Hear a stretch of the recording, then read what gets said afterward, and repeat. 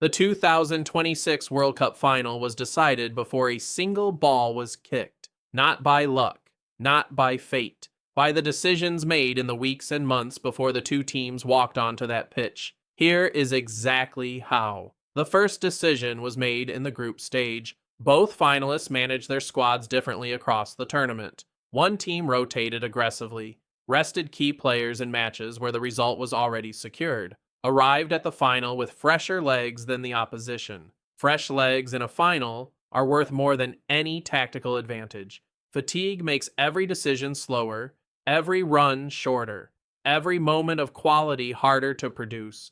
The second decision was tactical preparation. Both teams had watched each other extensively before the final, but one coaching staff had prepared more specifically. They had identified the exact press triggers the opponent used. They had rehearsed the specific counter movements needed to escape those triggers. They had prepared for the exact scenarios that would occur in the match before the match began.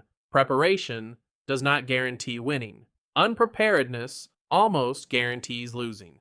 The third decision was psychological. A World Cup final is not a normal football match. The pressure operates at a level that training never fully replicates.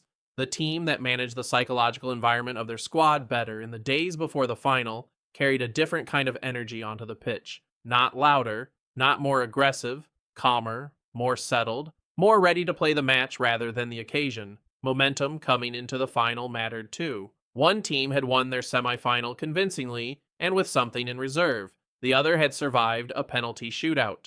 Penalty shootout winners carry emotional relief into the next match. It can energize, but it also drains. The physical and emotional cost of penalties in a semifinal shows up 3 days later in a final. Set-piece preparation was another layer.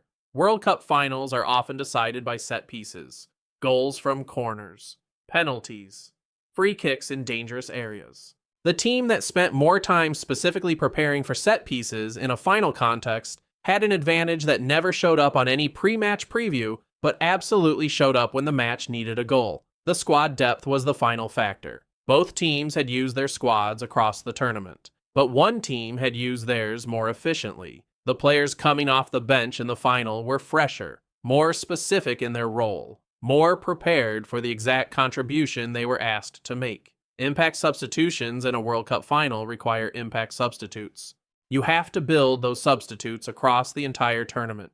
None of this made the final inevitable. Football matches are decided by moments, and moments are unpredictable. But the conditions that made one outcome more likely than the other were established long before kickoff. The winner of the 2026 World Cup final deserved it on the day. They also deserved it for the months of work that preceded the day. And if you want to understand how that same team was built from the very beginning, the foundation, the manager, the squad building, the preparation, that story is already on your screen. Watch it now. Subscribe right now. Do not miss what comes next. You're welcome.